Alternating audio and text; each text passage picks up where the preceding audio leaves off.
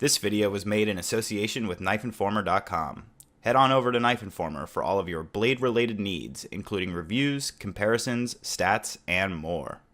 What is up, everybody, and welcome. In today's video, we're going to be taking a look at this Collazo Knives Mini Bushido. Now, I am super excited to be able to speak to you guys about this knife. When I first got it, I did take the clip off and ship it to my friend Adam Purvis to get it recolored to sort of my preferential color profile, and in doing so, I basically had sort of a half disassembled knife for a couple weeks there, and so I finally got the clip back. I was finally able to carry the knife, and anybody who tuned in for the live stream unboxing of this knife knows that I've just been super amped about it ever since the moment I laid eyes on it. So let's go ahead and just jump in and talk about all the fun stuff that there is to talk about on this knife. First of all, let's take a quick look at the stats. The overall length on this knife is going to be 7.275 inches.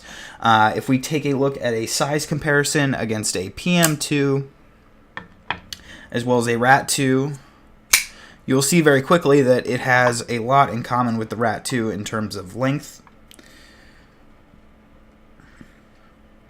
And so it's a pretty reasonable size comparison there. Another knife that I think is worth checking out, since as many of you are familiar, the sort of mini theme has been clawing its way pretty deep into the hobby of late. Lots of makers making a full-size version and a mini-size version of their knife. Obviously nothing new in terms of the market as a whole.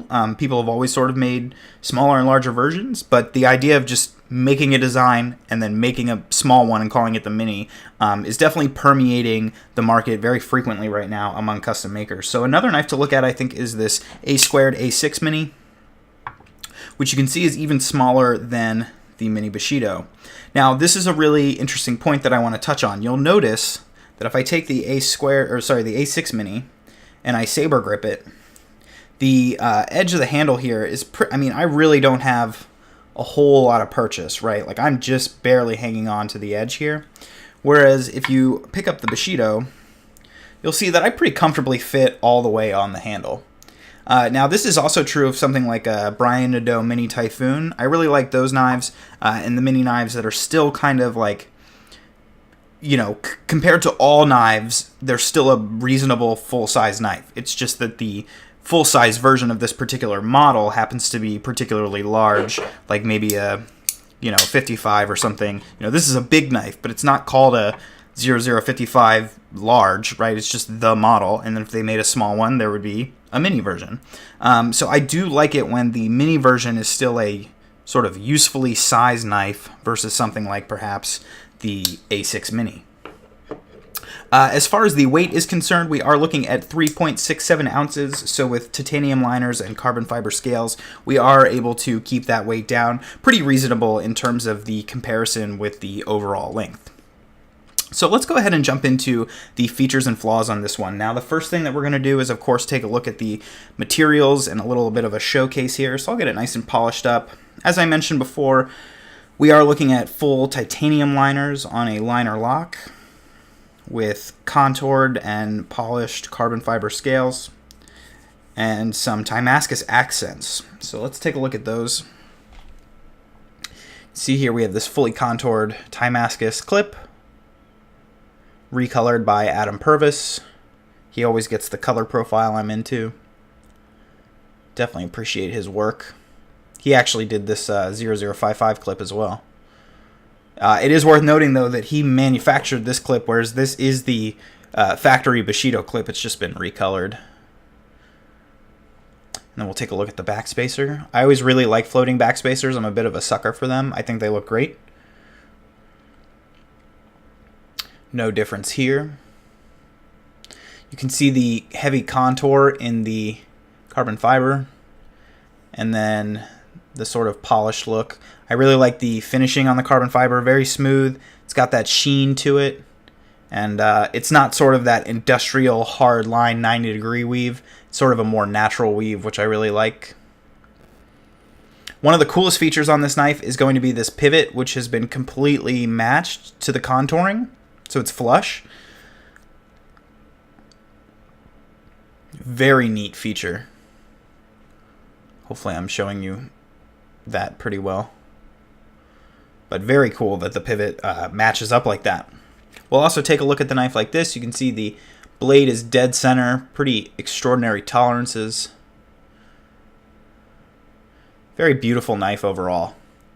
I definitely bought this one as a sort of collector piece, and it was pretty much all about the looks on this one for me. We will get into some of the features and flaws on this knife that make it sort of less of a tool and more of a sort of artistic piece, but it's still very much a great knife. And yeah, so I guess let's go ahead and move on to the ergonomics section. So if you are to hold this knife in the saber grip, it's pretty comfortable. As I pointed out before, it does have those contoured carbon fiber scales. It's a pretty straight handle, so it's gonna fit in your hand very comfortably.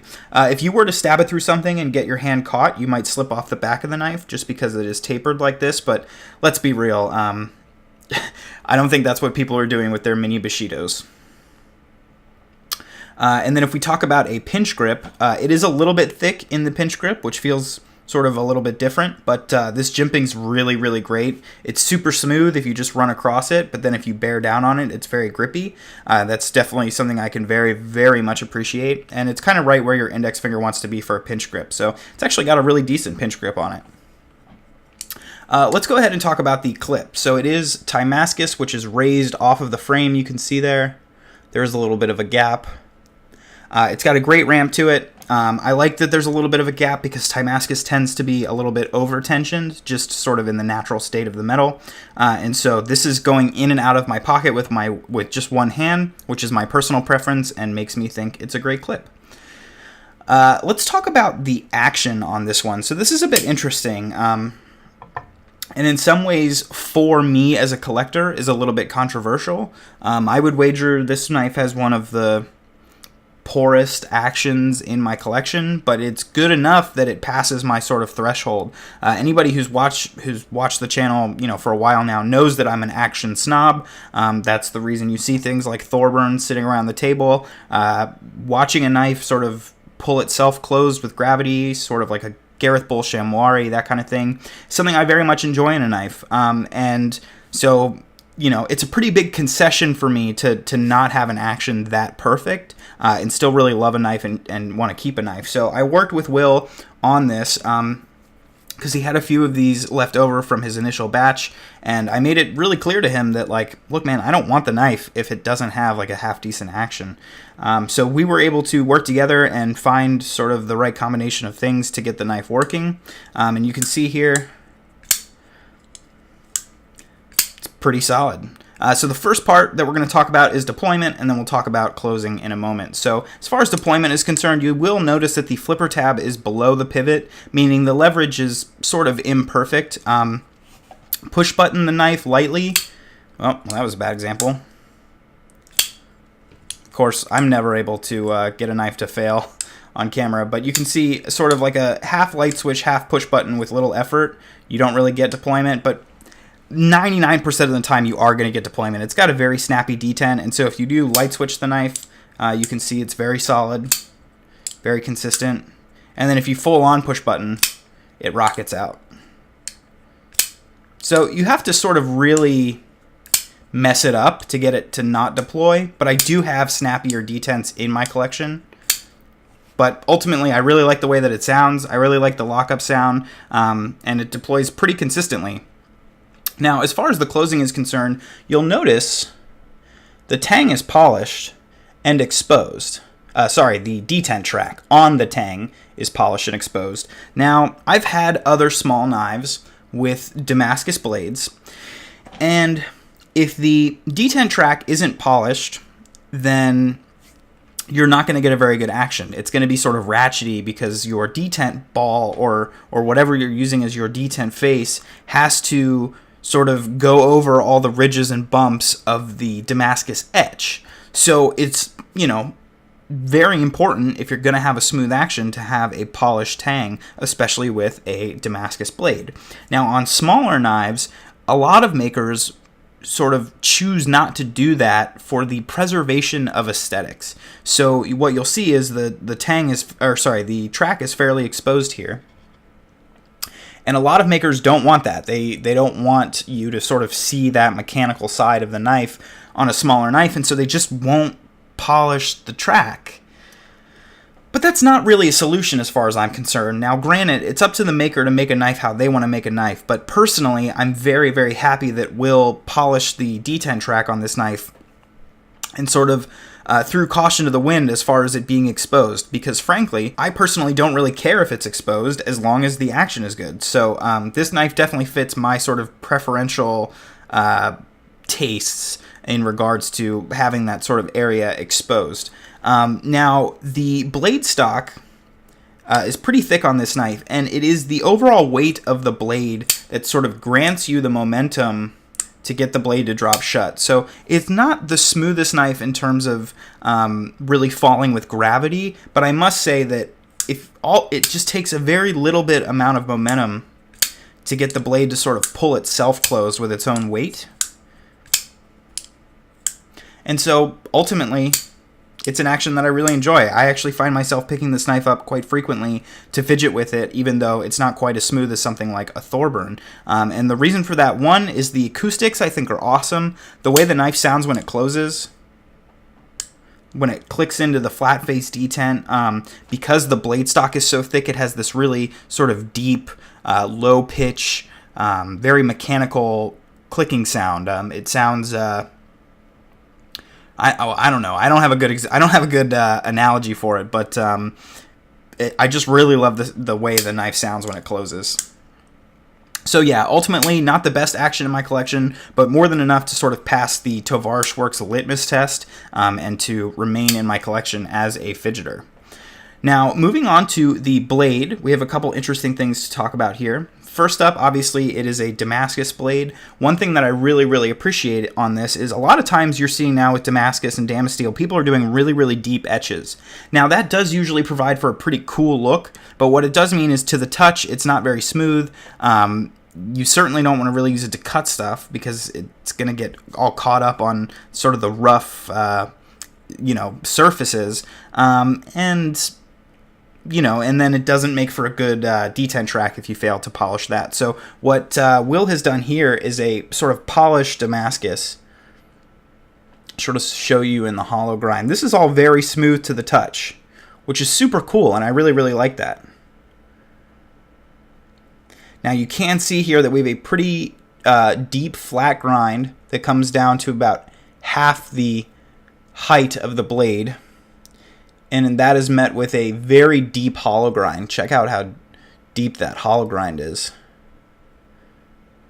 And we are looking at a 0.19 inch thick blade stock.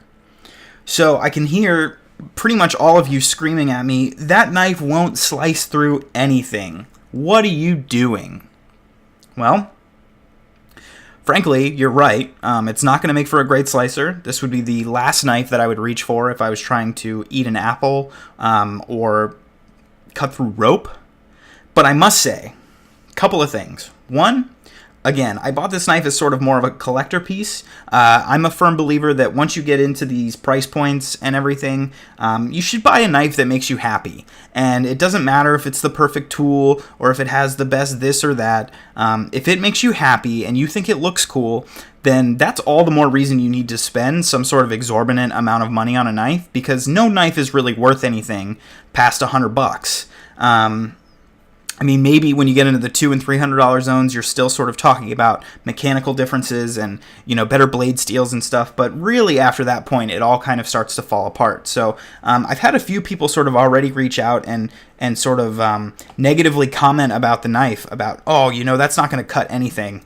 All right, well, look, I don't buy high-end customs with Damascus blades for cutting things. I don't. I will cut things with the knife, but that's not why I buy it. I don't buy it as a tool first. I buy it as a tool second and as a piece of art to be admired first. And so in that sense, I must say that the super thick blade stock is the aesthetic centerpiece of this knife and is the reason that I approached Will to buy the knife in the first place.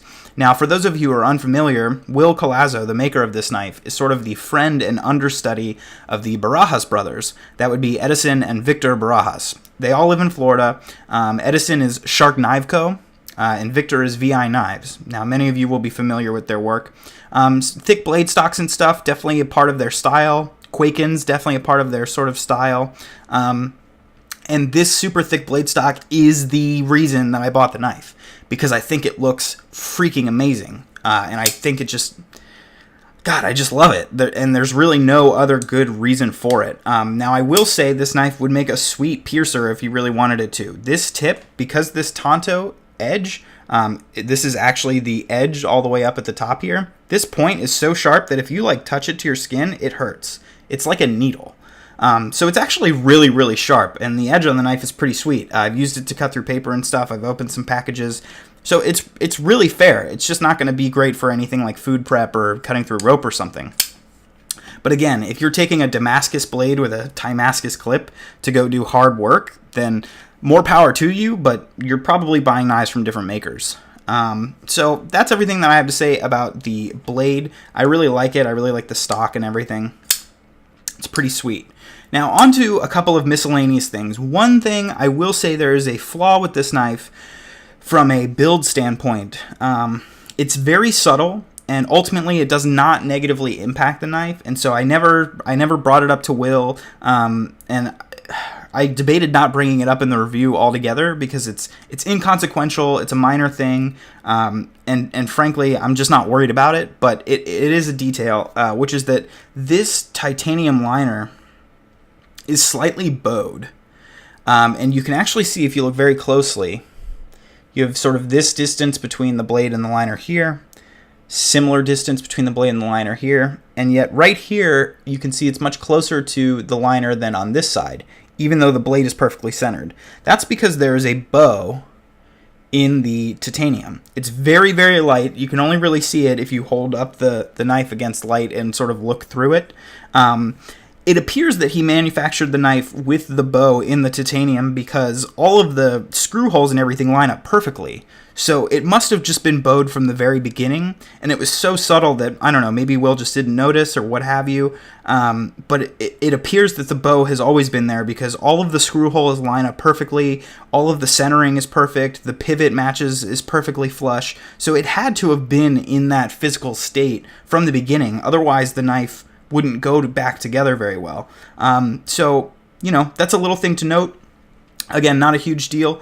Will is sort of newer to the knife making world, and so, you know, I'm all for knife makers making small mistakes and learning from them and improving from them. And so that's just a really minor detail. Again, it doesn't affect the knife at all. It's not like rubbing or anything. You can see here that there's a bit of a rub here, but that's not the knife's fault. That was my fault when I was putting it back together. I let the blade rub, and I flipped it a couple times before I realized that that I had done that. So that's on me, not on the knife. And ultimately, that was the only real flaw that I had with the knife. Other than that, it's completely made me super happy. I really like the action. I really like the aesthetics most of all. This is definitely sort of an aesthetic centerpiece for me. And yeah, I really hope you guys enjoyed this video. Of course, if you'd like to see beautiful pictures of this knife or any of these other lovely knives on the table, you can do so by following me on Instagram at tovarishworks. If you enjoyed this video, please consider subscribing. And if you'd like to reach out to me for any reason whatsoever, you can do so by emailing me at tovarishworks@gmail.com. Thanks so much for watching, guys, and I'll see you next time.